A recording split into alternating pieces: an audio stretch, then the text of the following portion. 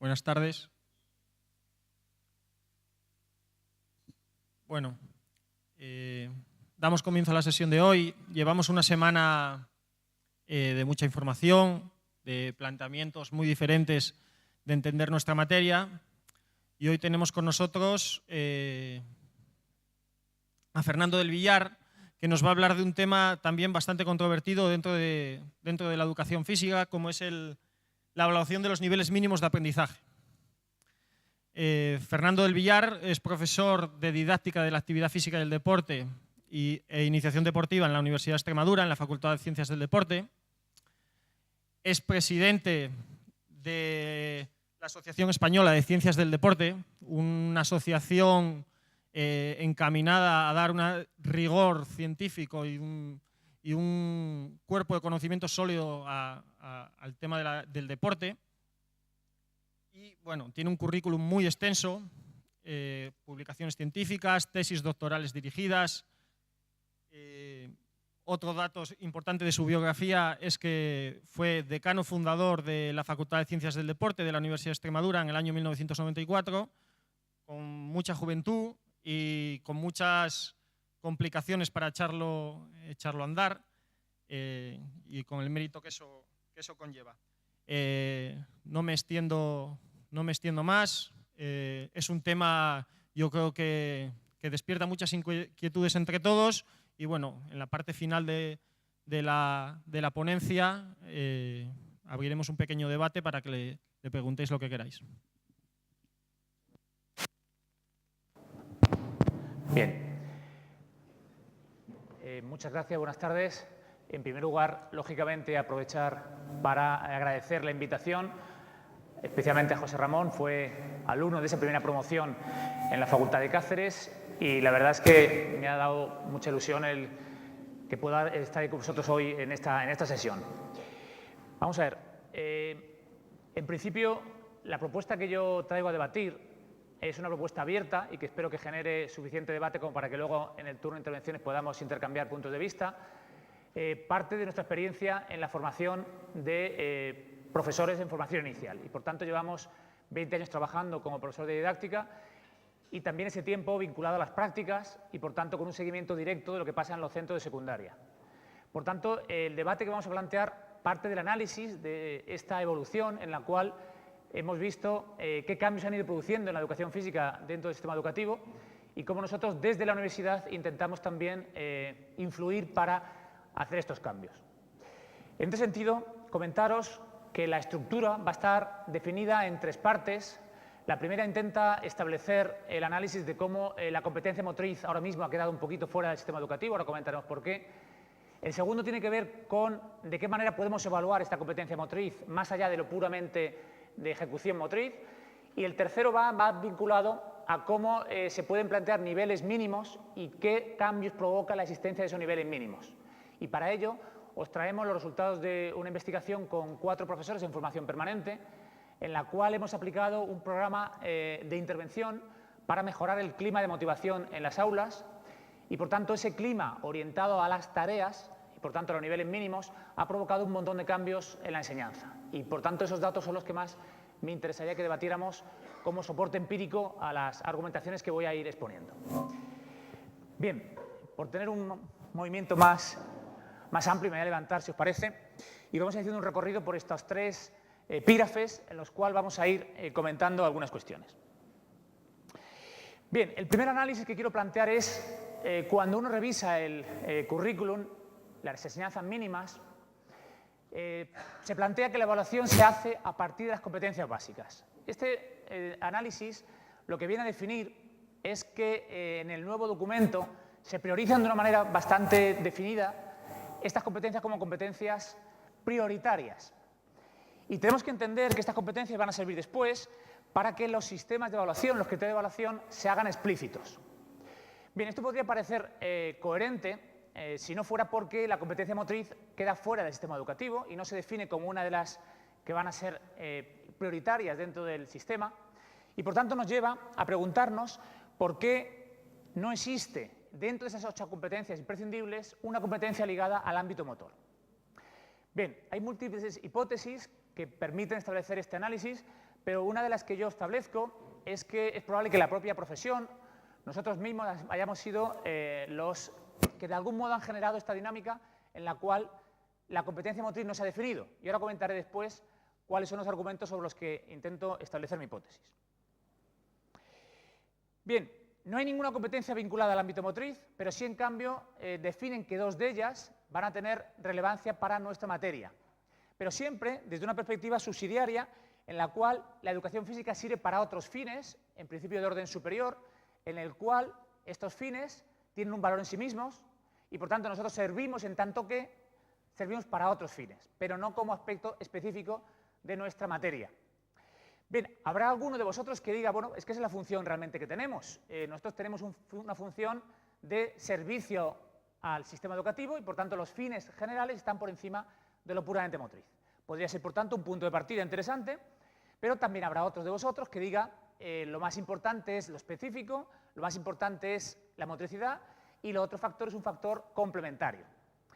Y habrá alguno de vosotros también que diga, ¿y por qué no buscamos un equilibrio entre las dos perspectivas? Lo motriz es muy importante, pero también somos un medio educativo que tenemos que generar otros fines. En cualquiera de las tres situaciones, eso va a provocar diferentes modelos de evaluación. Y eso es lo que también quiero que veamos, porque es el tema central, lógicamente, de las jornadas. ¿Dónde nos posicionamos a la hora de configurar el sentido de nuestra materia? Bien, ¿hubiera sido posible establecer alguna otra competencia vinculada al campo motriz? ¿Por qué no aparece en ese repertorio de 8 imprescindibles las que tienen que ver con nuestro campo? ¿Ha sido casual? ¿Ha sido cuestión de los asesores? ¿Ha sido cuestión del conjunto de la sociedad educativa? Pero la realidad es que en esa foto no está la competencia motriz. Bien, ¿realmente el alumno necesita alcanzar un nivel mínimo de competencia? ¿Nosotros como profesionales creemos que tenemos que trabajar en esa dirección? ¿O pensamos realmente que es suficiente con que nuestra materia contribuya a los fines generales? Bien, si esta pregunta se le hiciéramos al compañero de matemáticas, al compañero de lengua, probablemente su respuesta sería mucho más sencilla.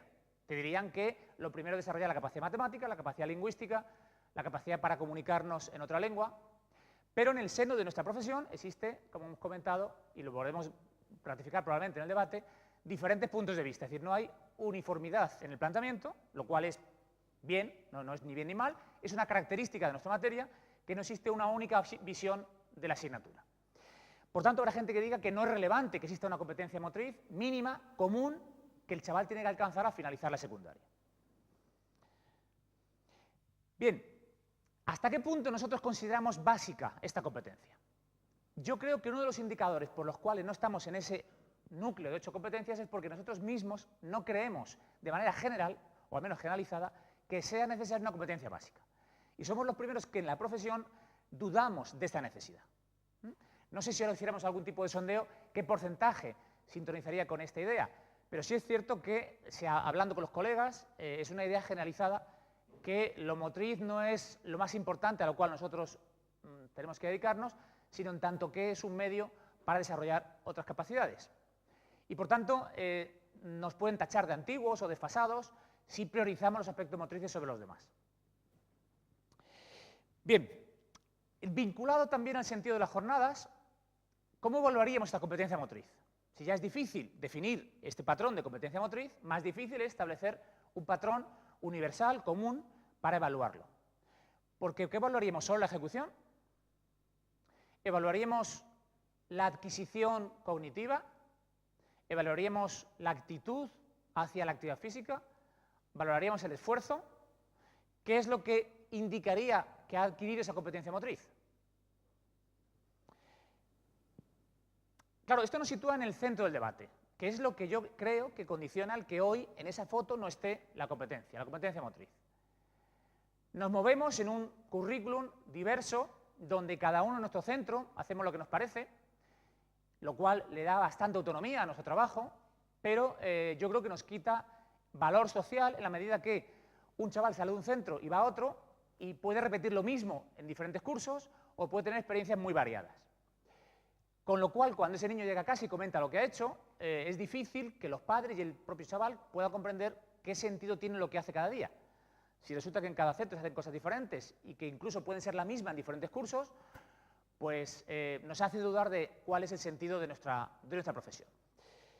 Bien, nos situamos, por tanto, en un debate ambivalente entre si somos motricistas en cuanto a la prioridad de la educación del movimiento o somos educadores utilizando el movimiento como un medio, como una herramienta para fines superiores, como decíamos, fundamentalmente la salud y la socialización. La salud es el elemento por el cual hoy la materia no se cuestiona, y eso es lo que tenemos que ser conscientes. Yo creo que si este discurso lo hacemos fuera, tendremos que utilizar unos argumentos que probablemente nosotros ni nos lo creamos. Por ejemplo, es que si no hubiera educación física, el chaval no podría tener un nivel óptimo de salud. Y por tanto, la educación física es muy importante en cuanto que permite que los chavales adquieran ese patrón mínimo de salud.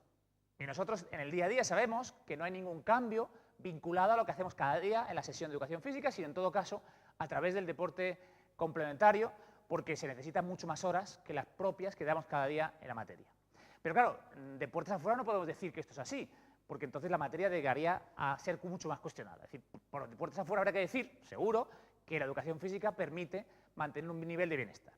Y por tanto es muy relevante mantenerla bajo ese argumento. Bien, compartiendo por tanto que la promoción de la salud es la justificación prioritaria ante la sociedad y la que la sociedad entiende y por tanto nadie cuestiona, vamos a centrarnos en la segunda, la socialización. ¿Qué implica socializar un individuo? Implica que adquiera los valores. ¿Los valores cuáles? ¿Los del deporte de competición? ¿Los del deporte educativo? ¿Los del no deporte porque el deporte es malo en la escuela? ¿Qué socializamos a través de la actividad física? Hombre, lo que es indudable es que el niño adquiere valores de respeto, de cooperación, de ayuda al compañero, de esfuerzo. ¿Esto es socialización? ¿Este es nuestro papel prioritario? Bien, ¿por qué hemos desechado en el transcurso del tiempo la educación motriz como prioridad? Tenemos complejo, nos cuesta justificar que lo importante es que aprenda a tirar a canasta, ¿creemos realmente que eso no es lo importante? Realmente son un montón de preguntas que centran, yo entiendo, el problema de una manera bastante clara. Yo creo que es compatible justificar los dos razonamientos. Unos días nuestra materia será más un fin porque queremos desarrollar unas capacidades y el día siguiente será más un medio porque queremos mejorar el nivel de cohesión, el nivel de convivencia, el nivel de relación dentro de la clase. Y otro día serán las dos cosas, porque como comentaba con un compañero antes de entrar en la charla, la competencia es tanto el ser capaz de adquirir esa capacidad puramente motriz como el medio con el cual yo me comunico con mi compañero a la hora de hacer un montaje coreográfico o a la hora de hacer una pirámide de acrosport o a la hora de jugar un partido de baloncesto. Por tanto, es un fin y un medio continuamente, en función de lo que prioricemos cada sesión. Pero posicionarnos directamente, desechando el que sea una competencia motriz desde el punto de vista más de ejecución, estamos renunciando al propio sentido de nuestra materia. Porque si esto no fuera así, el momento que aquí, en vez de poner competencia motriz, pusiéramos competencia lingüística, también podría valer para promocionar la salud o promocionar la asociación en función también de los hábitos que desarrolle ese alumno en el aula. Y si lo vinculamos a otras materias, pasaría exactamente lo mismo. Por tanto, la cuestión es, ¿cómo nosotros podemos establecer la competencia motriz como el centro que gira, a partir del cual gira toda nuestra acción educativa? Y, por supuesto, la evaluación, que no deja de ser más que un indicador de cuál es el papel de nuestra materia. Bien, claro, si vinculamos competencia motriz es igual a ejecución de la tarea. Ahí estaremos todos de acuerdo en que eso es insuficiente para el desarrollo de los chavales que están en nuestras aulas. Aunque, por otro lado, los de matemáticas dirían no. Matemáticas es igual, o competencia motriz es igual a ser capaz de desarrollar una serie de elementos matemáticos o operaciones matemáticas, o el de lingüística haría exactamente lo mismo. Bien, ¿por qué entonces pensamos que aquí no podemos quedarnos? Quizá porque el movimiento es algo más que simplemente el hacer un salto, o porque el movimiento tiene otra serie de implicaciones que desarrollan en la persona otra serie de valores. Sea por un caso o por otro, lo que es cierto es que esta visión es reduccionista y yo creo que todos estaríamos en contra de una visión tan mecanicista.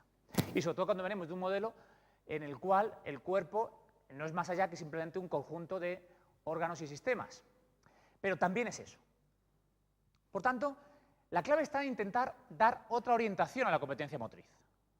La competencia motriz es, sin duda, saber hacer, porque si no sabe hacer, ¿de qué vale nuestra enseñanza? Claro, cuando resulta que fuera del contexto educativo nosotros llevamos a nuestros hijos a aprender a nadar, lo que queremos cuando finalice el curso es que tenga una competencia para desplazarse en el medio acuático y, por tanto, nadar. Y nos preocupa menos los otros factores. ¿Es porque estamos dentro o fuera del sistema educativo y, por tanto, podemos hacer esas cosas? ¿Es porque la natación tiene un fin utilitarista y no queremos que nuestros chavales se ahoguen? Pero, en definitiva, exigimos al profesor, al monitor, al responsable de esa actividad, que mi hijo aprenda a nadar. Bien, ¿nos preguntamos alguna vez si nuestros padres de los centros pueden pensar lo mismo? No, quiero que mi hijo mejore la condición física, quiero que mi hijo aprenda un deporte, quiero que mi hijo aprenda a expresarse con el cuerpo. Pero lo que está claro es que el saber hacer es el sentido fundamental. Otra cosa es que no sea suficiente, y en eso lo compartimos. Por ejemplo, competencia motriz es también comprender lo que uno hace. Y, por tanto, solamente dar vueltas a la pista no tiene sentido, por muy capaz que sea ese alumno para mantener un esfuerzo durante un tiempo prolongado. Y, por tanto, tiene que comprender qué sentido tiene para su vida esa actividad, en la medida que le va a mejorar los aspectos cardiorrespiratorios, va a mejorar el bienestar general y, sobre todo, va a adquirir un hábito de trabajo motriz. Por tanto, comprender lo que uno hace nos diferencia precisamente de instruir o adiestrar a un animal. Porque entrenar a un caballo, entrenar a un niño, lo que nos diferencia es que el niño comprende lo que hace. Pero claro, el comprender no puede ser la parte prioritaria que justifique el sentido de la asignatura. En los modelos constructivistas, yo creo que mal aplicados en nuestro campo, refuerzan el factor de comprensión. Pero si el factor de comprensión no va unido a la actividad, a la propia habilidad, no tiene ningún sentido. ¿De qué vale que yo sea capaz de resolver un problema táctico en una libreta si después en el juego no soy capaz de pasar al compañero libre? Por tanto, comprender forma parte de la competencia motriz, pero tiene que ir unido, entiendo yo, a la parte puramente de ejecución. Pero para mí lo más importante al final es que el alumno se sienta competente, porque la competencia viene de las dos cuestiones iniciales, de ser capaz de hacerlo y de ser capaz de comprender por qué lo hago. Porque al final, si el niño no se siente competente, no va a montar en bicicleta, no va a hacer baloncesto, no va a salir a correr, no va a jugar con sus colegas. Evidentemente no es una condición suficiente, pero sí necesaria. Está claro que la percepción subjetiva de cómo el niño percibe su competencia va a ser lo que determine el que él practique esa actividad, el que tenga un hábito de práctica deportiva. Bien, pues tendremos que pensar que debemos evaluar cada uno de los tres aspectos y que, por tanto, la evaluación de la competencia no se puede limitar solo a evaluar la destreza o solo los aspectos de comprensión. Por tanto, la percepción de competencia implica que cuando yo hago una actividad me siento satisfecho, tengo una autoestima, en los adolescentes es fundamental, tengo una imagen positiva de mi cuerpo y además me relaciono con mi colega y eso me produce bienestar y placer. Y por tanto, la percepción que yo tengo condiciona todo mi planteamiento posterior. Bien, pues entonces nos acercamos a una aproximación cada vez más concreta. Y es que, tal como establece, nuestra materia es muy diferente al resto porque la necesidad de unir acción y conocimiento forma parte de lo que hacemos cada día. Y por tanto, tan negativo es priorizar sobre la acción como priorizar sobre el conocimiento. Si los dos no se van dando de la mano, es imposible que nuestros chavales luego realicen práctica deportiva. Porque ¿qué estamos haciendo cuando decimos que hay que favorecer hábitos? Que cuando no estemos nosotros, él tenga conocimiento para hacer la acción. Pero si no tiene conocimiento, no hace la acción, y si hace la acción sin conocimiento, lo dejará de hacer cuando se canse. Por tanto, el hecho de que en nuestra materia los dos elementos vayan unidos es lo que justifica el que los conceptos, los procedimientos y las actitudes, todo el mundo tengamos que evaluarlas. Y nadie probablemente lo cuestione en esta sala. Los colegas de matemáticas o de filosofía o de historia, su disciplina no recoge la importancia que para nosotros tiene precisamente la acción, en la medida que ellos tienen un enfoque puramente cognitivo. Eso es obvio. Pero lo importante de este esquema es reforzar la necesidad de que los dos aspectos vayan unidos. Porque el constructivismo no es comprender solamente. El constructivismo es también que el alumno ejecute, que tenga la destreza y que por tanto tenga significado para él esa experiencia. Bien, por tanto, la evaluación de la competencia motriz nos aproxima a que tenemos que evaluar el nivel adquirido. Bien, habrá compañeros, alguno de vosotros, que nunca evalúe las adquisiciones motrices, entendiendo que partamos de que con 2 horas a la semana no es posible que existan mejoras motrices y por tanto renunciamos a medirlas. Es probable que, por tanto, nuestra calificación no se cimente sobre la adquisición motriz, sino sobre el nivel de comprensión o sobre el esfuerzo, sobre la actitud. Lo cual yo respeto, por supuesto, pero entiendo que no es completo. en la medida que nosotros somos los primeros que deberíamos medir qué adquisiciones tiene. Igual que lo hacemos cuando en natación establecemos unos niveles en los cuales al principio el chaval tiene dificultades para flotar, tiene dificultades para respirar y tiene dificultades para desplazarse, y cuando finaliza el curso esas capacidades ya las ha adquirido de manera básica, pero es capaz de cubrir un ancho de la piscina siendo capaz de desplazarse, de respirar y por tanto de flotar. Bien, ¿por qué renunciamos por tanto a medir este nivel motriz? Y por ello vincular luego a la calificación. ¿Porque nos acompleja decir que porque no tiene bien a canasta lo suspendo? ¿Porque entendemos que eso no es lo relevante? ¿Porque no tenemos horas suficientes? Sea cual sea la razón, lo que es cierto es que se está perdiendo en muchos centros, yo al menos así lo veo, en los centros de práctica de Cáceres, no mayoritario, pero en algunos centros, la medida de estas capacidades. Hay centros que directamente rechazan medir los niveles de aprendizaje, entendiendo que solamente la experiencia de acudir a clase permite justificar el sentido de la asignatura.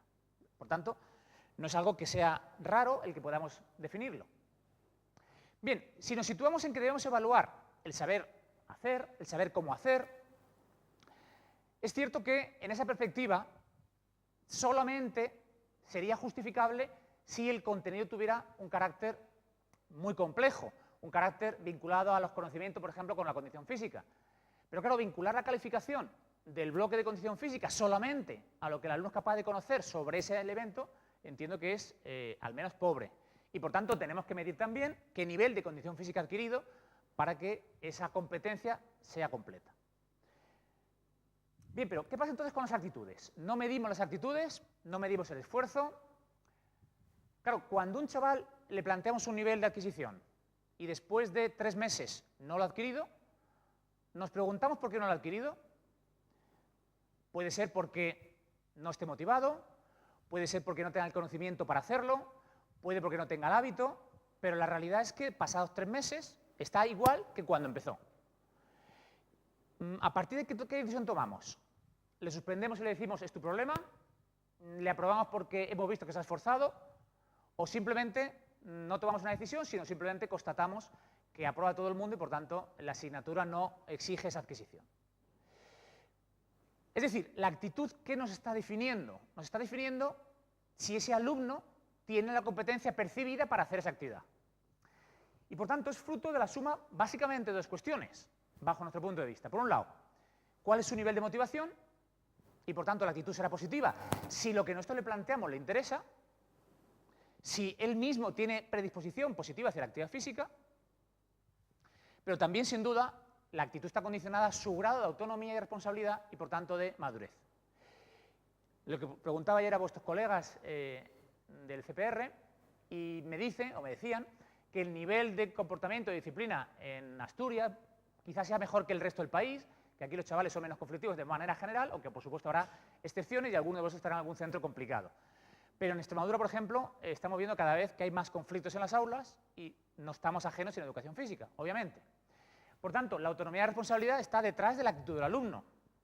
La pasividad con la cual algunos chavales afrontan esta materia es la misma con la que afrontan las matemáticas o la literatura, simplemente porque no tienen ninguna expectativas de aprendizaje en el futuro. Y por tanto, pues la nuestra es una más de las que no le interesa. Pero puede ser también que el nivel de motivación que nosotros estemos planteando no responda realmente a sus intereses. Bien, y yo creo que aquí donde está, desde mi punto de vista, lo digo modestamente, el centro del problema. Y es que vinculamos la motivación solamente a la diversión, en tanto que si hace muchas cosas variadas se lo pasa muy bien, y en tanto que si el niño se ríe mucho se lo pasa muy bien. Pero claro, la motivación tiene que ver, y así nosotros lo hemos estudiado, mucho más con el impulso para hacer algo. Y ese impulso tiene que estar justificado solamente si existe un reto a conseguir. Y esa es la base por la cual nosotros estamos intentando profundizar. Estamos viendo si en clases con reto el chaval se motiva más, se divierte más, tiene más satisfacción, tiene mejor percepción de éxito, o simplemente el ocio sin reto provoca todo eso. Pero claro, lo que nosotros tenemos que hacer, y en la universidad intentamos hacerlo así, no solamente basarnos en nuestras intuiciones, sino medir los cambios, ¿vale? Y por tanto, los datos que os presentaré están basados en medidas empíricas que intentan dar una respuesta a este elemento central que es la motivación. Y es, ¿con qué impulso un niño acomete cada día nuestras clases de educación física? ¿Vale? Hay factores internos, por supuesto, y hay factores externos. Pero en definitiva, nosotros somos agentes que tienen que provocar ese cambio, esa motivación, ese deseo de querer aprender. Y ahí es donde tiene que estar la base de nuestra intervención. Bien, si conseguimos que el nivel de motivación y de autonomía sea elevado, el alumno tendrá un buen nivel de percepción de competencia. Es decir, tendrá vocación, tendrá predisposición, tendrá actitud para seguir practicando la actividad física fuera del horario obligatorio de educación física. Claro, tenemos 4 cursos en secundaria y 6 en primaria, 10 años de formación obligatoria. ¿Habéis contabilizado cuántas horas son eso en la vida de un niño? Si nosotros hacemos una buena planificación de nuestra intervención para conseguir estos 2 objetivos, son muchas horas las que el niño se enfrenta en todos los centros. Claro, para eso hace falta que en primero de primaria haga una cosa, en tercero de primaria haga otra cosa, en primero de la ESO haga otra cosa y en cuarto de la ESO haga otra cosa. Porque si hace lo mismo cada día, o cada año, o cada curso, pues no es posible vincular y conseguir estos objetivos. Por eso, los niveles mínimos tienen varias ventajas. Una de ellas, generar un patrón de referencia, en ningún caso un patrón común obligatorio, sino de referencia, que nos diga por dónde va ese chaval, independientemente de que está en el colegio A o en el colegio B. Bien, avanzando un poquito, nos adentramos ya en lo que sería el tema de los niveles mínimos. El tema de los niveles mínimos es evidente que es un tema debatido. Debatido porque, repito, hay gente que entiende que no tienen que plantearse. No existe un patrón común denominador.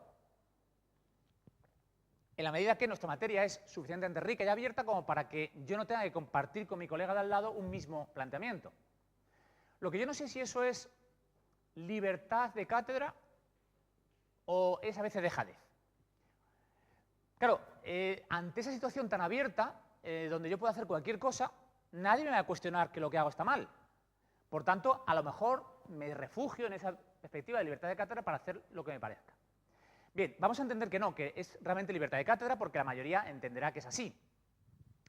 Bien, en esa libertad de cátedra la cuestión es, ¿podemos llegar a definir de manera general un patrón común, amplio, abierto, global, sin que eso coarte la libertad de cátedra de cada uno de nosotros, donde digamos, un chaval de secundaria, cuando finalice la obligatoriedad, tiene que saber hacer esto, esto, esto y esto?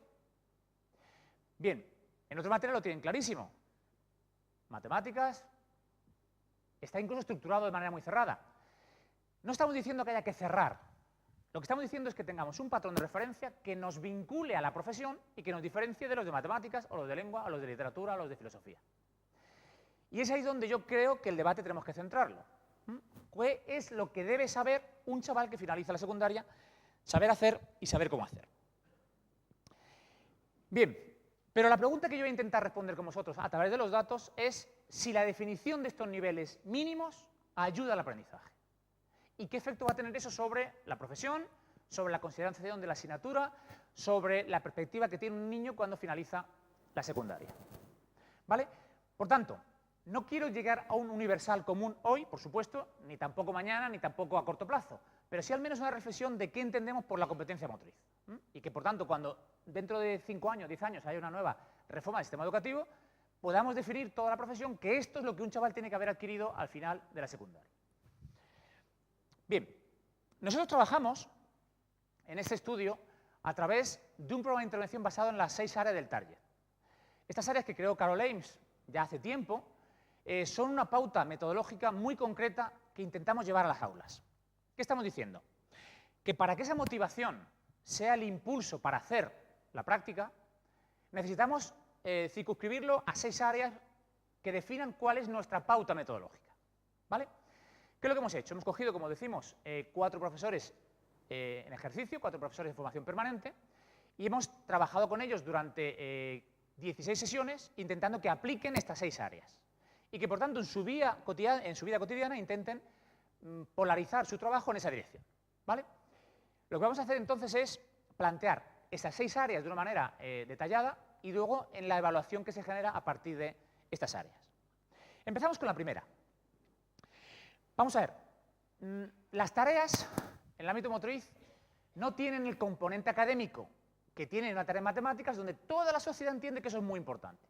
Y por tanto no tiene el refuerzo social para que ningún niño cuestione por qué hay que aprender a sumar, o por qué hay que hacer integrales, o por qué hay que resolver un logaritmo. digamos que la sociedad ya da un refuerzo suficiente a esos contenidos como para que no se cuestionen. Y el niño desmotivado cuestiona todo, pero el niño normal entenderá que eso forma parte de su aprendizaje. Bien, pero es que en nuestra materia no. En nuestra materia cualquier contenido tiene que estar unido a un reto, porque si no, no conseguimos ese impulso, esa motivación para generar una dinámica participativa. Claro, el reto tiene que estar asociado a niveles mínimos. Hombre, los niveles mínimos es un referente. Todos entenderemos que los niveles diferentes que tenemos en las aulas nos van a llevar a que los retos sean individualizados. En la mayoría de las posibles situaciones no podemos plantear un nivel único. Pero el nivel mínimo sí que va a dar una pista al profesor y una pista al alumno de qué es lo mínimo que tiene que alcanzar. ¿Vale? Por tanto, en nuestra intervención, en estos 4 profesores, hemos experimentado si la existencia de un reto ayuda a mejorar el aprendizaje. ¿De acuerdo? Luego comentaremos los datos para que veáis cómo nos manejamos. Por tanto, premisa 1.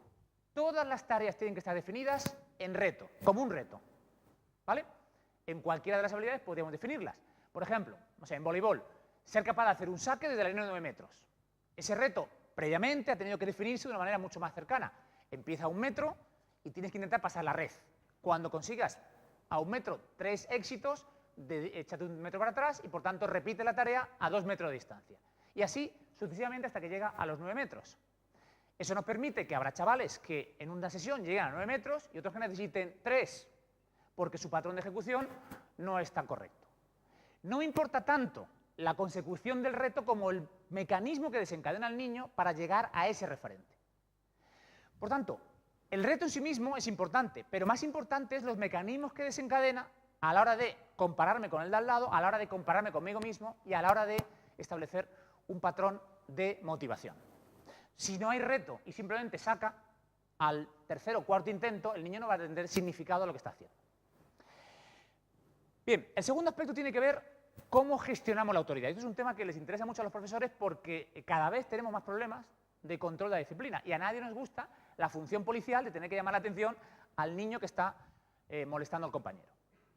Por tanto, el reto permite trasladar toda la presión de la autoridad a su tarea, a la manera en la que él se compromete con la tarea. Por tanto, cuando yo digo tienes que alcanzar este nivel y por tanto sacar de 9 metros como objetivo final, le estoy diciendo, mientras tú te acercas a ese objetivo, haz lo que quieras. Pero de ti depende y de tu conducta individual depende el que lo consigas. Y si no lo consigues, te esperaré dentro de 2 meses y te volveré otra vez a evaluar a ver en qué medida lo has conseguido. Lo importante no es esa acción concreta, porque es un ejemplo más de una habilidad específica. Podría ser interesante si habláramos de la reptación. Evidentemente un niño tiene que, a los 6 años, reptar, o tiene que trepar, o tiene que saltar. Pero una conducta de una habilidad específica como el voleibol me daría igual que fuera baloncesto. Pero la definición del reto y la vinculación de su conducta individual al reto es lo que al alumno le va a enganchar, porque va a tener claro el límite, va a tener claro el referente.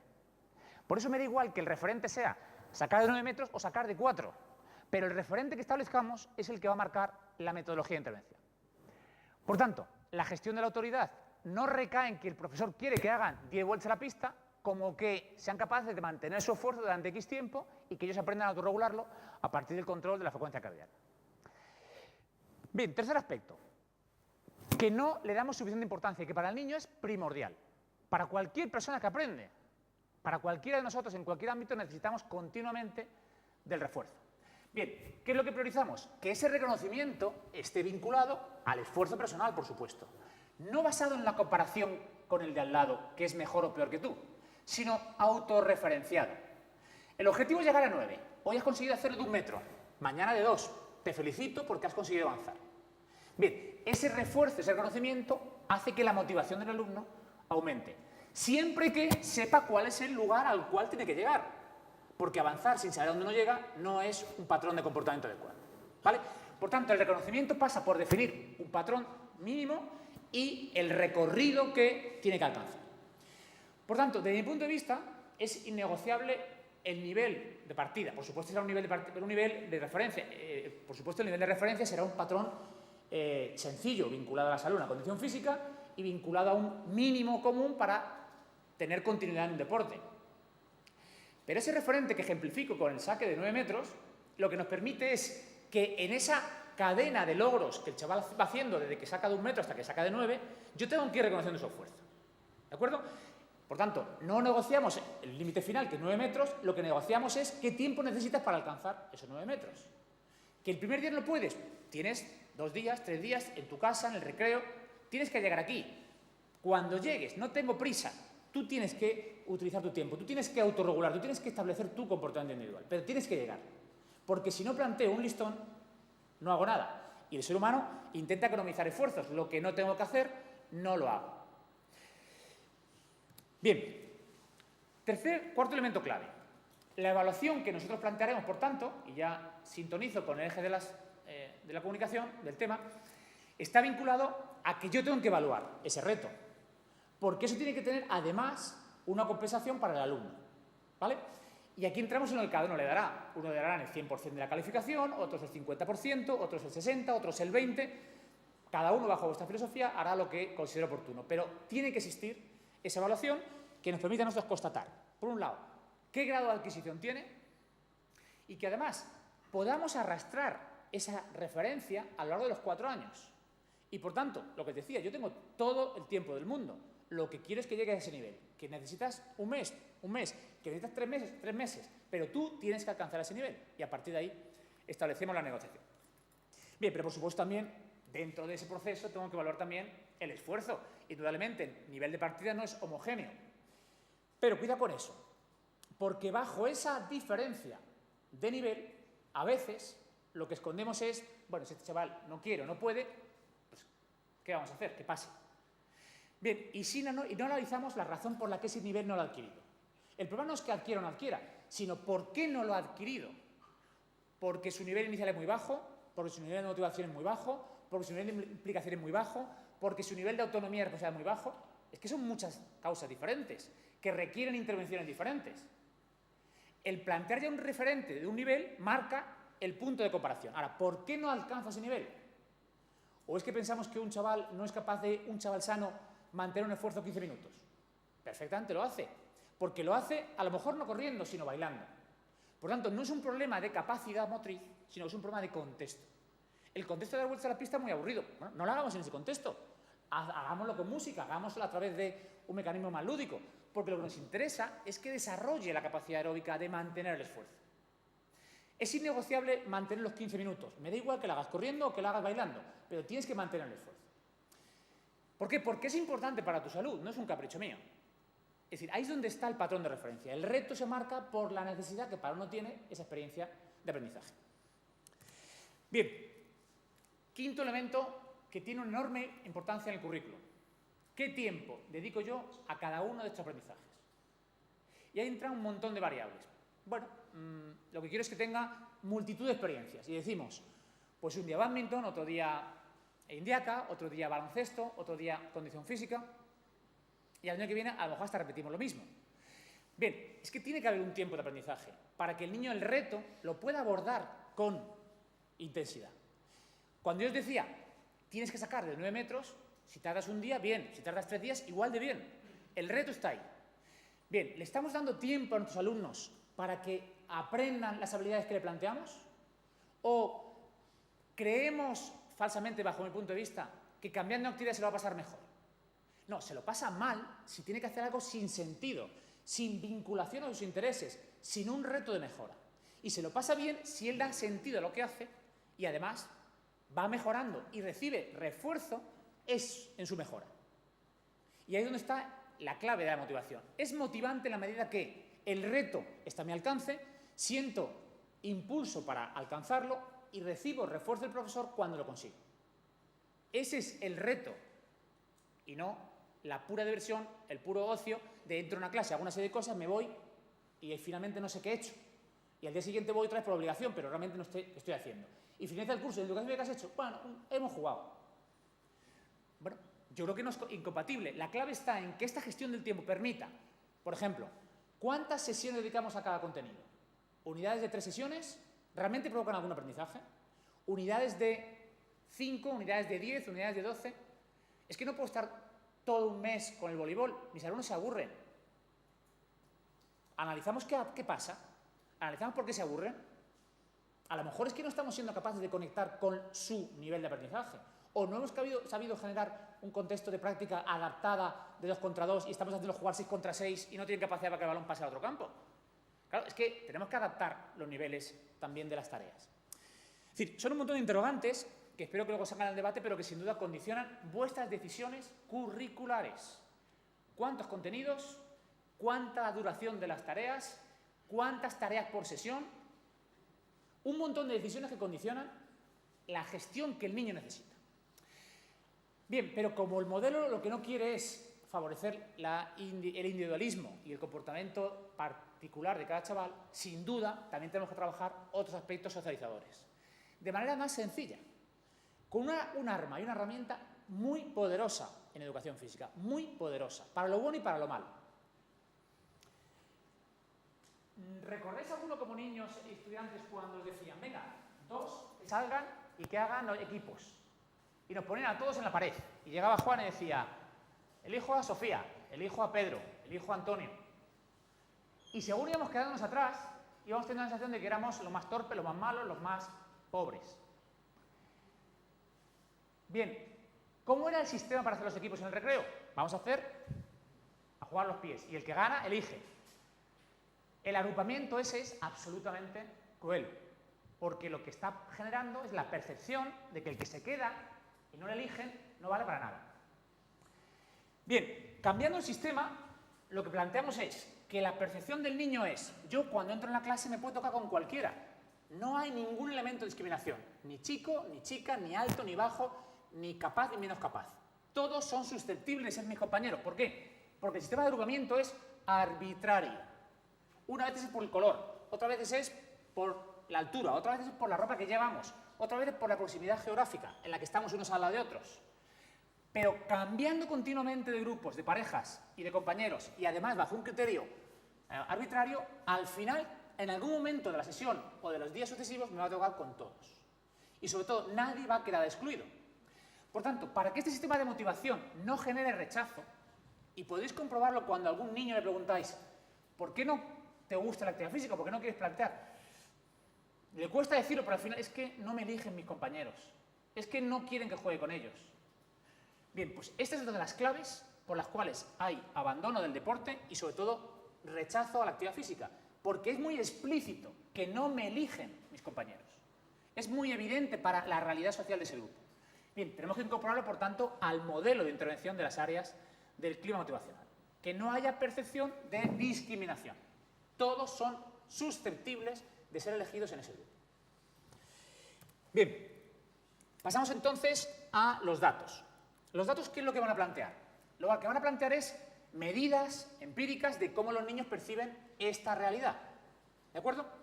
Por tanto, lo que voy a plantearos ahora es una investigación con profesores, repito, en formación permanente, que tratan de aplicar estas 6 áreas. ¿Vale? ¿Qué es lo que hemos hecho? Primero medimos la actuación docente sin cambios, es decir, lo que estaba haciendo hasta ahora ese profesor, ¿vale? Vamos a su aula y medimos una serie de cuestionarios, que luego comentaré, cuál es el patrón de respuesta de sus alumnos. No hemos intervenido con ellos, es lo que hacen en el día a día. ¿De acuerdo? Durante 4 sesiones vamos tomando esos datos. Bien, una vez que hemos establecido el nivel de partida, lo que llamamos la línea base, durante 12 sesiones, es decir, 6 semanas, intervenimos con ese profesor para que tome conciencia de las 6 áreas del target. La recompensa, el agrupamiento, el tiempo, etcétera, lo que hemos visto antes, ¿no? Bien, ¿qué planteamos? El profesor ve su práctica, ¿de acuerdo? Y vamos, a través de una supervisión, a través de un programa experto, incidiendo en esos cambios metodológicos, ¿vale? ¿En qué medida el establecimiento de esos niveles cambia la manera de enfocar la clase? ¿Vale? Con el objetivo de medir si realmente ha habido mejoras en el nivel de satisfacción, en el nivel de percepción, en el nivel de valoración de la asignatura, que luego os comento. Bien, pero también nos interesa ver cuando se retira ese apoyo que queda en el alumno. Es decir, se mantiene el aprendizaje, se mantienen las percepciones, se mantiene la manera de enfocar la asignatura. Bien, lo primero que quiero que veáis es que este programa de intervención se puede aplicar con cualquiera que tenga predisposición a medir sus cambios, ¿vale? Por tanto, no es algo diferente a lo que hagáis gran parte de vosotros, simplemente lo sistematizamos, ¿vale? Para tener control de qué es eso lo que provoca el cambio. Es un patrón de comportamiento basado en las 6 áreas, que repito, muchas de las cosas las hay ya habitualmente, pero que intentamos controlar para poder ver empíricamente los cambios. Bien, empezamos con los datos. La primera cuestión que medimos es cómo el niño percibe el éxito. Es decir, qué es lo que para él vincula como importante. Fijaros, la fase 1 es antes de intervenir, ¿vale? Primer dato positivo. En nuestras clases, habitualmente, evidentemente es una muestra de 4 grupos, nada más, pero representativos de hombres y mujeres como profesores, representativos de entornos más rurales o entornos más urbanos, ¿vale? Lo primero que destaca es que habitualmente reforzamos mucho más la meta que el ego, ¿vale? El hacerlo mejor que el ganar, lo cual es muy positivo. Bien, nosotros a pesar de todo quisimos mejorarlo y como veis hay una mejora durante la fase de intervención, incluso que se mantiene en la fase final, ¿vale? ¿Por qué es importante la orientación a la meta o la orientación al ego? Porque lo que me interesa es que el niño se autorreferencie en relación a su nivel de partida, ¿vale? Quiero que alcance un nivel mínimo, pero si lo supera, tiene que seguir mejorando. No me importa tanto que se sienta mejor que el otro, porque en esa comparación es donde aparecen ya la falta de autoconfianza, la falta de percepción de competencia. Es decir, ¿por qué tengo que ser mejor que el otro? No, tienes que ser mejor con relación a ti mismo. Por eso es muy importante orientarlo siempre hacia la meta autorreferenciada, ¿vale? Bien, nuestra sorpresa agradable, como digo, es que inicialmente el nivel de partida es un nivel óptimo. 79 puntos sobre 39 ya marca una pauta de que nosotros reforzamos más la orientación hacia la tarea. Aún así, teníamos la intención de subirlo y lo subimos. Bien, segunda variable. ¿Qué determina, y esto es muy relevante, porque esto es además una disposición hacia el aprendizaje, ¿vale? ¿Qué determina la causa de éxito en mi asignatura? Los alumnos, ¿a qué atribuyen el conseguir éxito en educación física? ¿A qué lo atribuyen? Bien, pues fijaros, lo atribuyen ya de partida al esfuerzo, ¿vale? Más que a tener condiciones innatas y mucho más que a hacer trampas en esa prueba o en esa habilidad. También tenemos, lógicamente, el objetivo de subirlo. Lo subimos, lo bajamos y lo bajamos. Pero como veis, en el momento que desaparece el efecto del programa, volvemos a niveles no iniciales, pero inferiores a los anteriores. Es decir, o bien estas 16 sesiones han sido pocas, perdón, estas 12 sesiones han sido pocas, o realmente hay que estar frecuentemente estimulando. Y por tanto, esta pauta de comportamiento didáctico hay que mantenerla más tiempo. Pero sin duda, lo importante es que hemos conseguido elevar sustancialmente el patrón de esfuerzo, y esto es cultura del esfuerzo, algo que estamos demandando todos cada día. Es que los chavales no tienen cultura del esfuerzo. O es que nosotros no somos capaces de plantearle los retos. Bien, por tanto, la percepción por la que yo atribuyo la causa del éxito de mi actividad está vinculado a una metodología donde el reto está siempre presente, ¿vale? Partiendo de que el punto inicial no está mal, intentamos subirlo. Bien, tercer elemento que decimos todos. Es que lo que más me preocupa es que el chaval se lo pase bien, que se divierta. Bien, cuando tú le preguntas a ellos, pásaselo bien, una de las respuestas más claras es porque siento que lo hago bien. Por tanto, la percepción de competencia es una de las variables que más influyen. Pero bueno, aquí hemos estudiado la diversión, sin más. Por tanto, a partir del cuestionario de Duda y Nicholson, establecemos la diversión y el aburrimiento como factores que condicionan. Partimos de un buen nivel, nuestra materia les divierte a la mayoría de nuestros alumnos. Si este análisis lo hiciéramos en otras materias, partiríamos de un hándicap mucho mayor. Pero aún así queremos subirlo, obviamente. Y la intervención permite subir los niveles de diversión y bajar los niveles de aburrimiento. ¿De acuerdo? Pero curiosamente, cuando retiramos el reto y volvemos al planteamiento inicial, el alumno que ya tiene unas expectativas se divierte menos después. Es decir, incluso ligeramente por debajo, no significativamente, pero el reto para él es un elemento importante. Es decir, ¿qué estamos diciendo? Que los niveles mínimos asociados al reto provocan también más satisfacción, porque tiene un referente sobre el cual él va percibiendo que mejora. Y además, muy explícito. Lo que yo sé de matemáticas lo sé yo solo y el de al lado cuando me dan la nota. Pero en educación física es explícito. Yo cada vez que hago una actividad, yo y los compañeros sabemos cómo lo estoy haciendo. Con lo cual tiene mayor incidencia en su autoestima, mucho más incidencia en su percepción. Bien, y el último referente, que es la razón, desde mi punto de vista, que justifica el por qué este modelo permite beneficiar al colectivo de la profesión, permite elevar el estatus de la asignatura, permite tener más reconocimiento social. Y es que son ellos los que valoran más la asignatura. Por tanto, a partir de la intervención, valoran más la asignatura que antes, que no había reto, que no había niveles mínimos. Por tanto, no es una espada de Damocles, como algunos dicen, no, es que si le pones un reto y no lo consigue, el alumno se va a frustrar. Bueno, pues adapta el reto y dale más tiempo para conseguirlo. Pero el reto tiene que estar como referente, porque es lo que da sentido a su práctica. Por tanto, nuevamente baja cuando retiramos el reto. Si hay una relación casi de causa-efecto. ¿Es fácil todos los días establecer retos? Yo entiendo que lo que hay que hacer es que la tarea tenga esa definición en su constitución propia, ¿no? En su propia estructura. No creo que sea difícil que cuando aprenda el saque en voleibol lo plantee en esa dinámica de retirarse cada vez un poquito más de la red. O cuando va a hacer una habilidad gimnástica, que cada vez tenga más altura el aparato, o que cuando va a hacer un contenido de expresión corporal, cada vez le pongamos un indicador más de coordinación de movimientos. Es decir, lo que se trata es de esta filosofía. Por tanto, por intentar ya aproximarnos a las conclusiones. Vamos a ver, el perfil de competencia básico nos va a ayudar a definir los niveles mínimos. Porque primero tenemos que empezar, me comentaba un compañero antes de entrar, por lo concreto o por lo superior, me da igual, que camino lo hagamos de abajo arriba o de arriba abajo. Pero sí que tenemos que encontrar argumentos concretos que digan, un chaval cuando termina secundaria tiene que tener este nivel de referencia. ¿Vale? Porque eso nos va a dar fuerza social para exigir que el sistema educativo vaya en esa dirección. Y depende fundamentalmente de nosotros. Bien, los niveles mínimos, evidentemente cada uno le da la doctrina que considere, pero es un referente también de comparación de los escalones, digamos, de aprendizaje. Y que un chaval en primero no repita lo mismo que en cuarto, el de cuarto no repita lo de primero. Esos niveles mínimos, si lo vamos consiguiendo, evidentemente se van consolidando. Por tanto, según los datos que hemos visto, el establecer esos niveles y ese perfil de competencia refuerza la cultura del esfuerzo. ¿Vale? Algo tan imprescindible en la sociedad actual, donde los chavales cada vez tienden a hacer menos. Bueno, yo diría que los ciudadanos tendemos cada vez a hacer menos y necesitamos de referentes y de refuerzos. ¿Vale? Pero también hemos visto que mejora la valoración de la educación física y que mejora el nivel de satisfacción. Si es que eso es lo que queremos.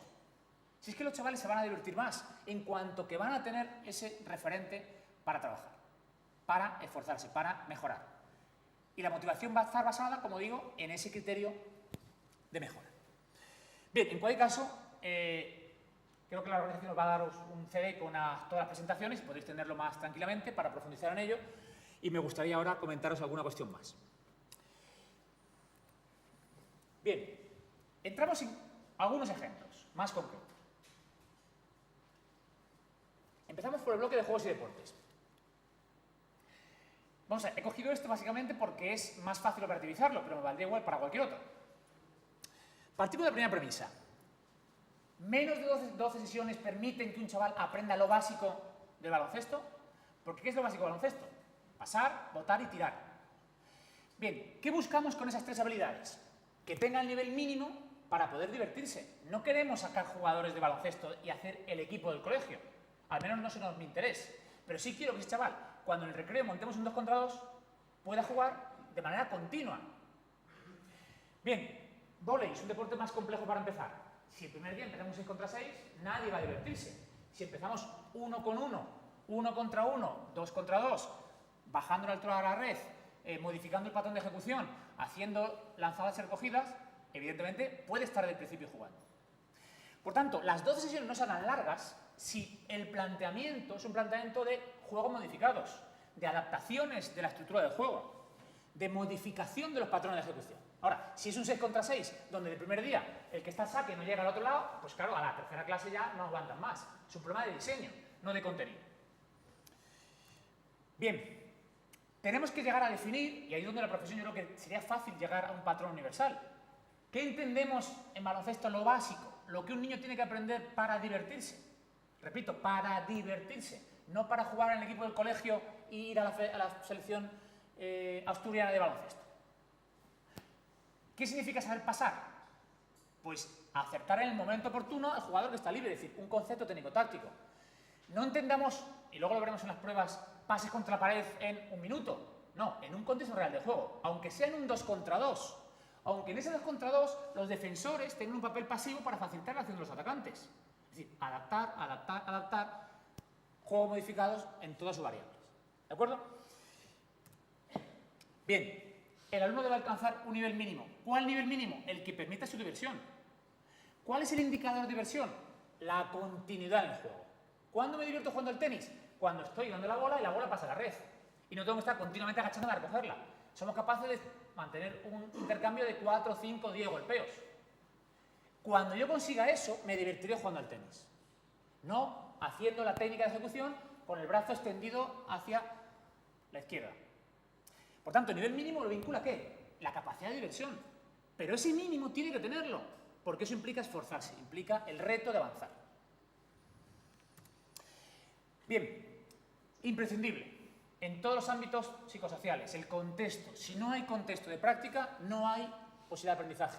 El niño con 2 horas a la semana no va a encontrar continuidad. Necesita espacios donde ellos mismos se pueden regular. Al principio nos costará a nosotros organizarlo, pero después los recreos, 2 contra 2, 3 contra 3, cambiamos las normas y jugar, y jugar, y jugar, y jugar. ¿O es malo competir? Es que, claro, el modelo de adultos tiene un montón de elementos negativos. Es que no queremos el modelo de adultos. Lo que queremos es las adaptaciones de las normas. El sistema de ligas, el sistema donde no hay eliminación, donde el objetivo es participar todos. Equipos de 3, donde 2 juegan y uno simplemente espera, o de 4 y uno simplemente espera. Es decir, la competición no de adultos, no normas cerradas, la competición de jugar la pachanga del 2 contra 2. Pero en esa pachanga estoy pasando, estoy votando y estoy tirando, que es lo que me va a pedir el profesor. ¿Y por qué me lo pide? Porque es importante ese patrón motriz, no el de baloncesto, sino el de una habilidad específica. Que en vez de baloncesto quieres hacer petanca, pues vale, perfecto, pero ese patrón tiene que adquirirlo como compromiso de aprendizaje. Bien, concreción de los niveles mínimos, por dar una pauta más concreta. Ser capaz de participar en una competición deportiva permitiendo la continuidad. La continuidad. ¿Cómo valoro la continuidad? La continuidad la voy a valorar a través de un juego real, reducido, simplificado, adaptado, donde el niño de forma global sea capaz de pasar, de botar y de tirar. No le voy a pedir un patrón de ejecución perfecto.